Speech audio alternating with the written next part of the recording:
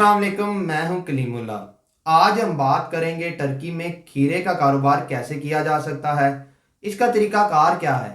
हमारे साथ हैं अली अकबर साहब। अस्सलाम वालेकुम सर, क्या हाल है? वालेकुम अस्सलाम कलीमुल्लाह। मैं ठीक हूँ, आपका क्या हाल है? अल्हम्दुलिल्लाह सर, मैं ठीक हूँ। सर आप हमें बताएं कि टर्की में खीरे का कारोबार कैसे किया जा सकता है, इसका पोटेंशियल क्या है? जी कलीमुल्लाह, पोटेंशियल तो खीरे का बहुत ज़्यादा है। बहुत शुक्रिया सर। जो लोग टर्की में रहते हैं या अज़रबैजान में रहते हैं या रशिया में रहते हैं, उनको पता है कि फ़्रेश कुकम्बर जो है या फ़्रेश खीरा जो है और इसके साथ साथ टमाटर, ये हर घर ने लाजमी यूज़ करना है सलाद के तौर पर।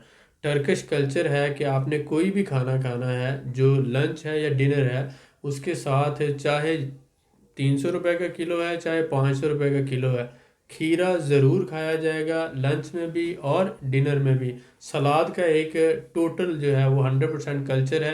गरीब हो अमीर हो, हर बंदे ने सलाद ज़रूर खाना होती है।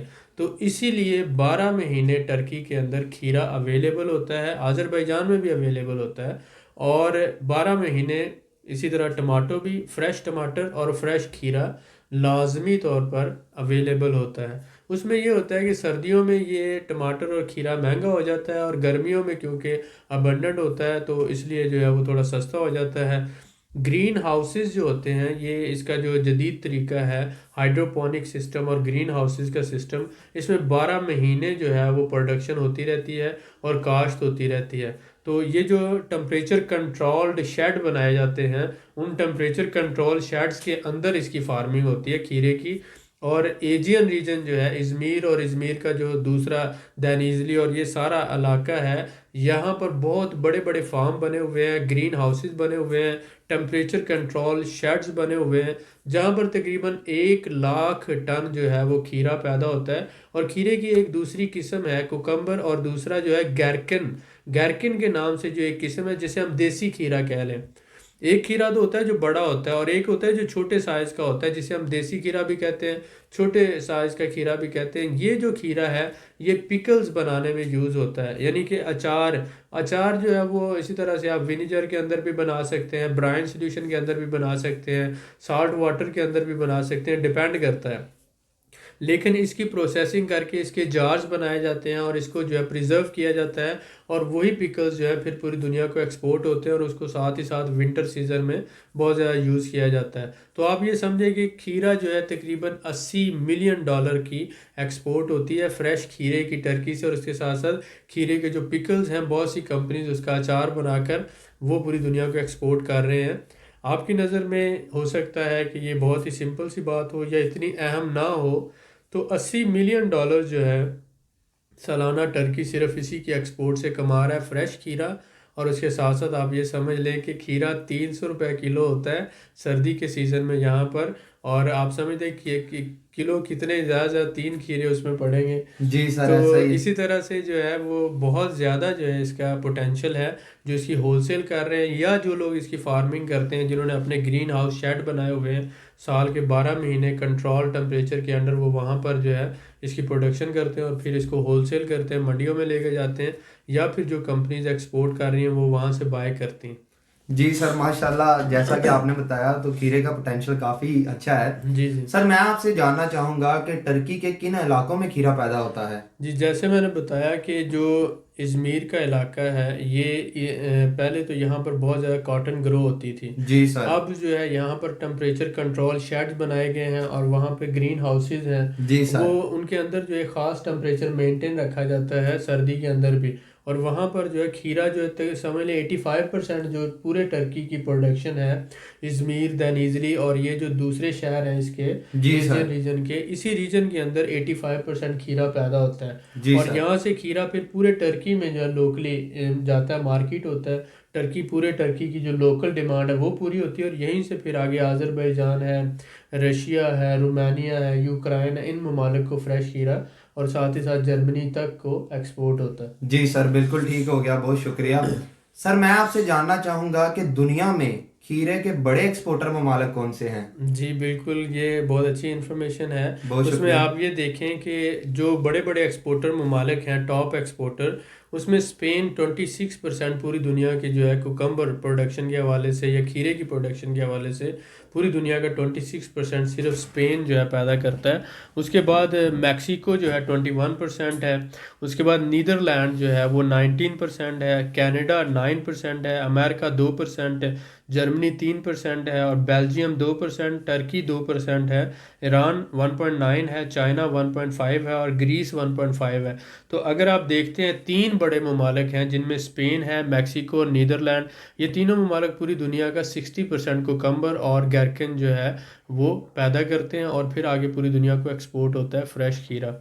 जी सर, माशाल्लाह, बहुत शुक्रिया। जी सर, वैसे जैसा कि आपने एक्सपोर्टर ममालिक के हवाले से बात की, तो मैं आपसे जानना चाहूँगा कि दुनिया के बड़े इंपोर्टर ममालिक कौन से हैं? जी डेफिनेटली जब हम देखते हैं इंपोर्ट्स के हवाले से तो दुनिया में तकरीबन 200 के करीब ममालिक हैं जो इंपोर्ट्स करते हैं। जी सर। लेकिन उसमें जो है बड़े अहम ममालिक में जर्मनी नंबर 1 आ जाता है, जर्मनी के बाद यूके है और उसके बाद अमेरिका यूएसए है, फिर रशिया आ जाता है और इसी तरह से नीदरलैंड इंपोर्ट्स भी करता है और यूएई जो है और इराक है, सऊदी अरेबिया है, इटली है, कुवैत है, फ्रांस है, बेल्जियम है, ऑस्ट्रिया है। लेकिन इन टॉप के ममालिक में से जर्मनी, यूके, यूएसए और रशिया, ये जो ममालिक हैं चार, ये टॉप के इंपोर्टर ममालिक हैं।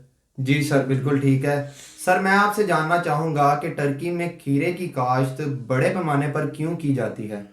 जी बिल्कुल सही बात है। अब ये देखें क्योंकि टर्किश कल्चर है शुरू से, आज से अगर हम 200 साल पहले 300 साल पहले की बात करें तो तब से एक ट्रेंड है कि ये लोग जो है खाने के साथ सलाद का इस्तेमाल करते हैं। जी सर, बिल्कुल ठीक हमारे है। पाकिस्तान में या हमारे जो है मतलब एशियन कल्चर में सलाद का इस्तेमाल बहुत कम है, हालांकि हेल्दी डाइट के लिए ये बहुत ज़्यादा ज़रूरी है। जी सर। तो खीरा और टमाटर फ्रेश जो है खाना, ताज़ा फ्रेश जो है सलाद के तौर पर खाना सेहत के लिए बहुत अच्छा है, तेज़ाबियत पैदा नहीं होने देता ऐसा जिसम ही के है सर, अंदर। बिल्कुल। ये लोग सैकड़ों साल से जो है सलाद को इस्तेमाल करते आ रहे हैं। इनके लिए जिस तरह से हमारे यहाँ सालन और रोटी के साथ साथ वो दो एसेंशियल आइटम्स हैं, यहाँ पर सलाद का होना भी एक एसेंशियल आइटम के तौर पर लिया जाता है। जी सर। अगर खाने के साथ सलाद नहीं है तो ये अधूरा खाना समझते हैं। जी सर, तो बिल्कुल ऐसा ही गरीब है। लोग भी हैं, दरमियाने दर्जे के या अमीर, सब ने सलाद खाना होती है। जी सर। इसलिए जब ये हर घर की ज़रूरत है तो इसको फिर इसीलिए बड़े पैमाने पर काश्त किया जाता है और इसकी इंटर कंट्री ट्रेडिंग भी होती है और एक्सपोर्ट भी होती है इसकी। जी सर, तो बिल्कुल पूरा ठीक है। यूरोप है और उसके साथ साथ रशिया है और ये जो टर्किश कंट्रीज़ हैं ये सारे जो हैं इसको इंपोर्ट एक्सपोर्ट करते हैं और आपस में जो है वो खीरे का होलसेल भी होता है, रिटेल भी होता है और इसका उसी तरह से पूरा साल अवेलेबल होता है आपको। जी सर, बिल्कुल ठीक है। बहुत शुक्रिया सर यू आपका। वेलकम। सर, मैं आपसे जानना चाहूँगा कि ग्रीन हाउस फार्मिंग जो है टर्की में बढ़ता हुआ बिजनेस है, जी जी इसकी क्या वजूहात है? जी डेफिनेटली आप ये देखें कि ग्रीन हाउस जो है टेम्परेचर कंट्रोल शेड होता है और पूरा साल जो है वहाँ पर साल के 12 महीने आप प्रोडक्शन ले सकते हैं। जी सर। अब इस वजह से ये है कि एक तो पूरे यूरोप को वहाँ से सप्लाई हो रही है, रशिया को हो रही है, टर्की की लोकल डिमांड पूरी हो रही है। तो जो लोग इस बिज़नेस में इन्वॉल्व हैं वो क्या करते हैं कि वैसे ओपन फार्मिंग में ये होता है कि साल में एक दफ़ा या दो दफ़ा आप ले सकते हैं फसल, लेकिन कंट्रोल शेड के अंदर आप हर महीने फसल ले रहे होते हैं। जी तो सर। इसलिए ये है कि क्योंकि आप इंटरनेशनल मार्केट में एक तो जो खीरा आपका वाफर होता है उसको आप प्रोसेस कर लेते हैं, उसके पिकल्स बना लेते हैं, अचार बन जाता है। जी सर, तो बिल्कुल ठीक वो है। जो है इंडस्ट्री वाले आपसे ले जाते हैं। जो फ्रेश खीरा है वो भी रशिया, अज़रबैजान, यूक्रेन और रोमानिया और जर्मनी और पूरे यूरोप को एक्सपोर्ट होता है। जी तो सर। अगर कभी जो है डिमांड से ज़्यादा सप्लाई हो जाए तो उसको ये प्रोसेस करके उसका अचार बनाकर उसको महफूज कर लेते हैं जार में और फिर वो आगे विंटर सीजन में वो यूज़ हो जाता है। जी सर। तो ये जो है इसकी डिमांड पूरा साल ही रहती है, क्योंकि एक चीज़ की डिमांड पूरा साल है तो इसलिए ये 20%, 15 से 20% की रेशो से बढ़ रहा है और एक ऐसा बिजनेस है जो मुनाफा बख्श है। जी तो सर, ये बिल्कुल सही है। इसलिए आपने देखा कि पाकिस्तान में भी अगर ग्रीन हाउस के अंदर बनाए जाते हैं, मतलब करेले लगाए जाते हैं, जी भिंडी सर। लगाई जाती है, टमाटर लगाए जाते हैं, तो उस वक्त जब मार्केट में शॉर्टेज होती है, टमाटर जो है पाकिस्तान में 600 रुपये किलो होता है, 500 ऐसा ही रुपये है किलो सर, होता बिल्कुल है। बिल्कुल। और इसी तरह से जो आप देखते हैं खीरा भी बहुत महंगा होता है और इसका साथ ही साथ अगर आप करेले या सब्जियों की बात करते हैं, जो बैंगन है, भिंडी है या दूसरी सब्जियां जो आउट ऑफ सीजन होती हैं, तो वो सारी ग्रीन हाउसेस के अंदर पैदा हुई हुई होती हैं, और वो जब मार्केट में आती हैं तो वो ऑनर्स जो होते हैं, जो फार्मर्स होते हैं, बहुत अच्छा मुनाफा कमाते हैं। जी सर, बिल्कुल तो ठीक क्योंकि है। मुनाफे की रेशो बहुत अच्छी है, इसलिए ये बिजनेस ग्रो कर रहा है। ऐसा ही है सर, बिल्कुल, बहुत शुक्रिया। Sir welcome. मैं आपसे जानना चाहूँगा कि जैसा कि आपने जिक्र किया कि अचार डाल के भी खीरे का इस्तेमाल किया जी जी। जाता है, तो खीरा कौन कौन सी किस्मों में खाया जाता है? एक तो पहले आप देखें कि फ्रेश है, जी सर, फ्रेश बिल्कुल। खीरा। उसके बाद फिर आप देखते हैं कि पिकल्स इसके बनाए जाते हैं, इसकी प्रिजर्वेशन की जाती है नमक के अंदर। उसके अलावा विनीगर है, उसके अंदर जिसे आप सिरका कहते हैं, ब्राइन सोल्यूशन होता है नमक का पानी के अंदर मिलाकर, उसे बॉयल वाटर के अंदर वो प्रिजर्व किया जाता है। उसके अलावा इसके सिरप की फॉर्म में भी होता है, और पानी के अंदर, सादा पानी बॉयल्ड वाटर के अंदर भी जो इसको प्रिजर्व किया जाता है। तो वो इससे जो है वैलिडिटी ड्यूरेशन बढ़ जाता है उसका, जी ठीक है, सर। शेल्फ लाइफ जो होती है। तो वो सबसे जो बेटर है यहाँ पर वो हो रहा है इसका विनीगर के अंदर जो इसकी सेविंग कर रहे हैं, वो तकरीबन 2-3 साल तक प्रिजर्व रहता है। बिल्कुल ठीक हो और गया इसके सर। साथ साथ जो सीजनड होता है, ब्लेंडेड होता है, जार्स में आ जाते हैं, मुख्तलिफ पिकल्स जो है जार्स में बन रहे हैं, जिसमें वो प्लास्टिक के जार्स होते हैं और साथ ही साथ जो है वो शीशे के जार्स होते हैं, उसके अंदर इसको प्रिजर्व किया जाता है। जी सर, बिल्कुल ठीक है, बहुत शुक्रिया। You're sir welcome। मैं आपसे जानना चाहूँगा कि क्या टर्की से खीरे की एक्सपोर्ट हो रही है? जी, मैंने बताया तकरीबन $80 मिलियन जो है वो सिर्फ एक्सपोर्ट से कमाया जा रहा है। खीरे की एक्सपोर्ट से कमाया जा जी, रहा है सर, सिर्फ अस्सी माशाल्लाह। मिलियन और उसमें वो रशिया और उसके साथ साथ जर्मनी है, रोमानिया है, बल्गारिया है, और इसके अलावा दूसरे जो कंट्रीज अज़रबैजान है, इन ममालिक को भी एक्सपोर्ट होता है। जी सर, जितने भी बॉर्डरिंग कंट्रीज हैं सबको एक्सपोर्ट होता है टर्की से। बिल्कुल ठीक हो गया सर। सर जो हमारे भाई टर्की में मौजूद हैं वो जी खीरे का कारोबार कैसे कर सकते हैं? देखें, खीरे का कारोबार मंडियों के अंदर एक तो ये होता है कि आप रिटेल बिजनेस करते हैं, एक जी होता है सर। होलसेल करते हैं। तो जो लोग फार्मिंग कर रहे हैं वो मंडियों में लाकर उसको सेल करते हैं, जी सर, बिल्कुल ठीक सही है। है। तो आप ये करते हैं कि आप जिस, जैसे मैंने बताया एजियन रीजन के अंदर खीरा पैदा होता है, तो आप यहाँ से उठाकर आप ऊपर आंकारा है, उसके अलावा ऊपर वाले जो इलाके हैं वहाँ पर जहाँ पे पैदा नहीं होता, उन शहरों में आप होलसेल कर सकते हैं इसकी, ऐसा ही है ठीक सर। है। तो वो खीरे बड़ी क्वांटिटी में आप वहाँ पे ले जाकर इसके ट्रक जो होते हैं, जैसे हमारे यहाँ खजूरें हैं और इसी तरह से केला है, वो सिंध में पैदा होता है, बलूचिस्तान में पैदा होता है, तो वहाँ से भी पंजाब में आकर सेल होता है। जी तो इसी सर। तरह से एशियन रीजन से ये सारी सब्जियां और जो वेजिटेबल्स उठाई जा सकती हैं, और जाके जिन शहरों और इलाकों में पैदा नहीं होती वहाँ पर जो है सेल की जा सकती हैं। वहाँ भी जो प्रोडक्ट बन रही है उसको ला के इधर सेल किया जा सकता है। तो एक बड़े पैमाने पर इसका काम हो सकता है। जी सर। उसके अलावा जो है प्रोसेसिंग जो है उसमें इन्वॉल्व हुआ जा सकता है, प्रोसेसिंग करके प्रिजर्विंग करके उसको भी आगे काम किया जा सकता है। जी सर, तो बिल्कुल मुख्तलिफ ऐसा ही मेथड्स है। होते हैं, इस पर रिसर्च करने की ज़रूरत है, वर्कआउट करने की ज़रूरत है, जैसे सारे लोग काम कर रहे हैं।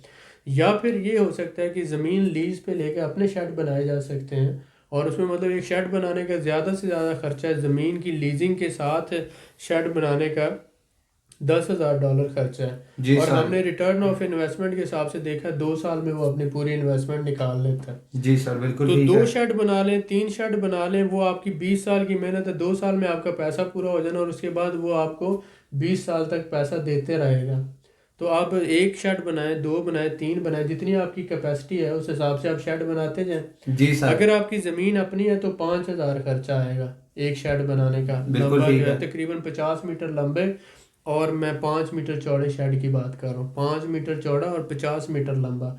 एक शेड 5,000 में बन जाता है, $5,000 में। जी सर, बिल्कुल ठीक तो है। 2 साल में ये अपनी जो है वो फिजिबिलिटी के हिसाब से 2 साल में अपनी इन्वेस्टमेंट के पैसे निकाल जाता है, और उसके बाद आपको 20 साल तक ये वर्केबल रहता है, और उसके बाद ये सारा आपका मुनाफा ही है। 18 साल आप समझ लें इससे अर्निंग करेंगे। तो ये एक बहुत अच्छा बिजनेस है ग्रीन हाउस फार्मिंग। अगर आप इंडिया पाकिस्तान में हैं तो वहाँ पर भी कर सकते हैं। अगर आप टर्की में करना चाहते हैं तो ये खीरा है, टमाटर है, इसके अलावा ग्रीन चिल्ली है, ये आप इसमें उगा सकते हैं, और सब्जियां जैसे बैंगन है, मुख्तलिफ सब्जियां जो खाई जाती हैं वो भी आप ग्रीन हाउस में उगा सकते हैं। जी सर, माशाल्लाह आपने बहुत कीमती मालूमात दी जिससे हमारे भाई बहुत ज़्यादा फ़ायदा हासिल कर सकते हैं। इंशाल्लाह इंशाल्लाह। मैं आपका बड़ा शुक्रगुजार हूँ। बहुत शुक्रिया। मज़ीद मालूमात के लिए हमारे चैनल को सब्सक्राइब करें, वीडियो को लाइक करें और शेयर करें, बेल आइकन को ज़रूर प्रेस करें ताकि हमारी अगली वीडियो आपको मिल सके। अल्लाह हाफिज़।